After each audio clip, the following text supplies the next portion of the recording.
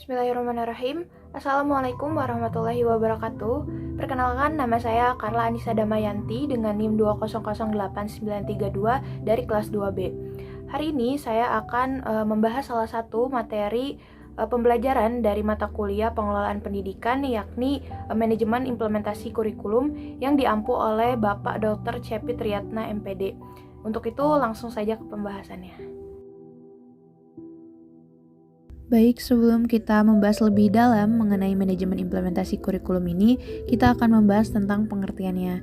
Apa sih manajemen implementasi kurikulum ini? Kita bahas dari pengertian kurikulum. Kurikulum ini adalah seperangkat rencana dan pengaturan mengenai tujuan, isi, dan bahan pelajaran serta cara yang digunakan sebagai pedoman penyelenggaraan kegiatan pembelajaran. Nah, untuk apa? Tentu ini untuk mencapai tujuan pendidikan tertentu.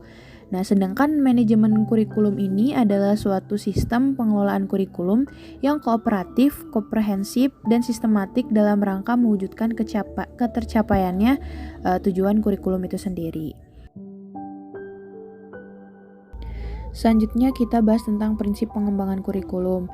Nah, dalam prinsip ini ada beberapa hal yang harus diperhatikan dalam melaksanakan manajemen kurikulum ini sendiri. Yang pertama itu ada produktivitas. Nah, produktivitas ini yakni hasil yang akan diperoleh dalam kegiatan kurikulum yang merupakan aspek yang harus dipertimbangkan dalam manajemen kurikulum.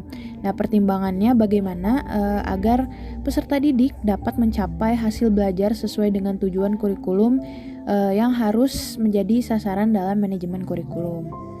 Yang kedua ada demokratisasi, yakni pelaksanaan manajemen kurikulum ini harus berasaskan pada demokrasi yang menempatkan pengelolaan, pelaksanaan, dan subjek didik ini pada posisi yang seharusnya dalam melaksanakan tugas dengan penuh tanggung jawab agar mencapai tujuan kurikulum tersebut.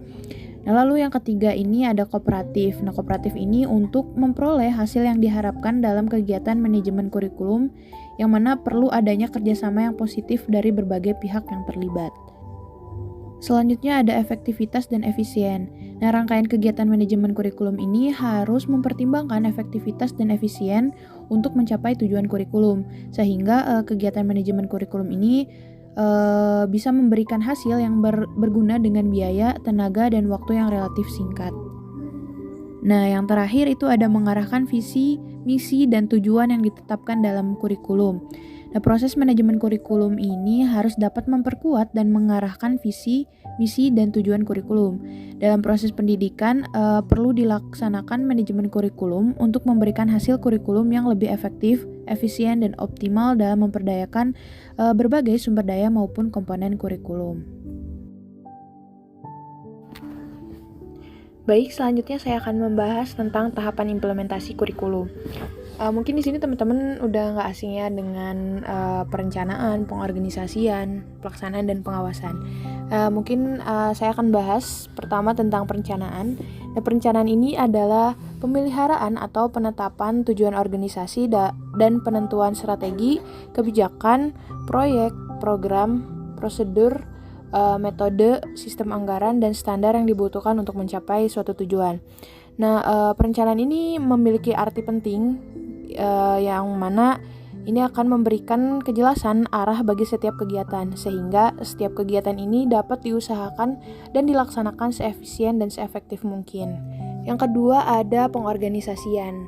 Nah, pengorganisasian ini adalah tindakan mengusahakan hubungan-hubungan kelakuan yang efektif antara orang-orang sehingga mereka dapat bekerja sama secara efisien dan memperoleh kepuasan pribadi dalam melaksanakan tugas-tugas tertentu dalam kondisi lingkungan tertentu guna untuk mencapai tujuan atau sasaran tertentu. Mungkin bisa pada dasarnya pengorganisasian ini merupakan upaya untuk melengkapi rencana-rencana yang telah dibuat dengan susunan organisasi pelaksanaannya. Hal yang penting untuk diperhatikan dalam pengorganisasian ini adalah bahwa setiap kegiatan ini harus jelas siapa yang mengerjakan, kapan dikerjakan, dan apa targetnya. Yang ketiga ada pelaksanaan atau actuating. Actuating ini merupakan usaha menggerakkan anggota-anggota kelompok sedemikian rupa hingga mereka berkeinginan dan berusaha untuk mencapai sasaran perusahaan dan sasaran anggota-anggota perusahaan. Mungkin bisa disimpulkan ya bahwa pada dasarnya pelaksanaan ini tidak lain merupakan upaya untuk menjadikan perencanaan menjadi kenyataan dengan melalui berbagai pengarahan dan permotivasian agar setiap karyawan dapat melaksanakan kegiatannya secara optimal sesuai dengan peran, tugas, dan tanggung jawabnya. Nah, pada proses manajemen ini, actuating ini merupakan fungsi manajemen yang paling utama. Karena apa? Karena actuating ini justru lebih menekankan pada kegiatan yang berhubungan langsung dengan orang-orang dalam organisasi. Berbeda dengan fungsi perencanaan dan pengorganisasian yang mana lebih banyak berhubungan dengan aspek-aspek abstrak proses manajemen tersebut. Nah, yang terakhir itu ada pengawasan atau controlling. Nah, pengawasan ini juga merupakan fungsi manajemen yang tidak kalah pentingnya ya dalam suatu organisasi, karena semua fungsi terdahulu itu tidak akan efektif tanpa disertai dengan fungsi pengawasan. Baik, pembahasan terakhir yaitu mengenai komponen-komponen kurikulum.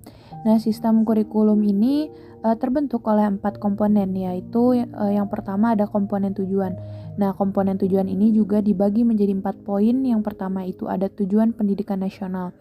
Nah, menurut Undang-Undang Nomor 20 Tahun 2003 dan Pasal 3 ini dijelaskan bahwa pendidikan nasional ini berfungsi untuk mengembangkan kemampuan dan membentuk watak peradaban bangsa yang bermartabat dalam rangka untuk mencerdaskan kehidupan bangsa dan bertujuan untuk berkembangnya potensi peserta didik agar menjadi manusia yang beriman dan bertakwa kepada Tuhan Yang Maha Esa, berakhlak mulia, sehat, berilmu, cakap, kreatif, mandiri, dan menjadi warga yang demokratis serta bertanggung jawab.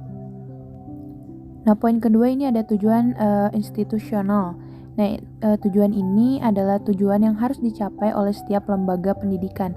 Dengan kata lain, tujuan ini dapat didefinisikan sebagai kualifikasi yang harus dimiliki setiap siswa setelah mereka menempuh atau dapat menyelesaikan program di suatu lembaga pendidikan.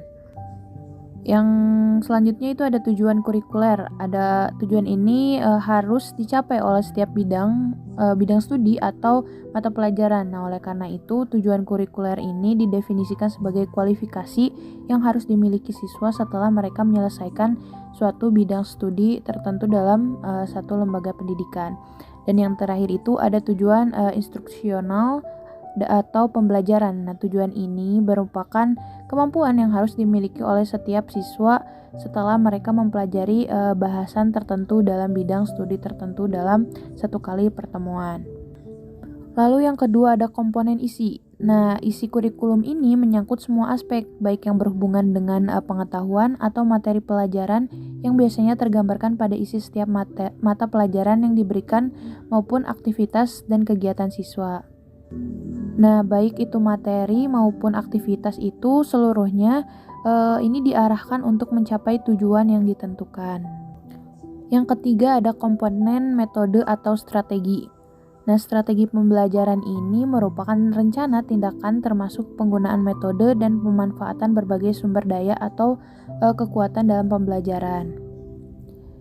Nah, strategi ini disusun untuk mencapai tujuan tertentu.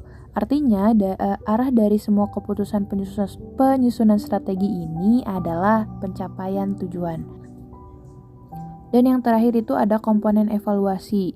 Nah, evaluasi ini sebagai alat untuk melihat keberhasilan pencapaian tujuan yang dapat dikelompokkan menjadi 2 jenis, yaitu ada tes dan non-tes. Nah, tes ini biasanya digunakan untuk mengukur kemampuan siswa dalam aspek kognitif atau tingkat penguasaan materi pembelajaran. Nah, hasilnya biasanya diolah secara kuantitatif. Nah, proses pelaksanaan tes hasil belajar ini dilakukan setelah berakhir pembahasan pokok atau selesai 1 semester. Nah, tes yang dilakukan setelah proses belajar mengajar ini dinamakan tes formatif karena fungsinya bukan untuk melihat keberhasilan siswa, akan tetapi digunakan sebagai umpan balik untuk memperbaiki proses belajar mengajar yang dilakukan oleh guru. Nah, yang kedua tadi ada non-tes. Nah, non-tes ini adalah alat evaluasi yang biasanya digunakan untuk menilai aspek tingkah laku termasuk sikap, minat, dan motivasi. Nah, beberapa jenis non-tes diantaranya ini terdapat observasi, wawancara, studi kasus, dan skala penilaian. Ya, mungkin itu saja yang bisa saya sampaikan terkait pembahasan tentang manajemen implementasi kurikulum.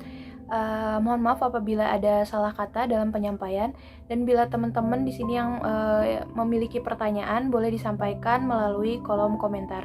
Terima kasih. Wassalamualaikum warahmatullahi wabarakatuh.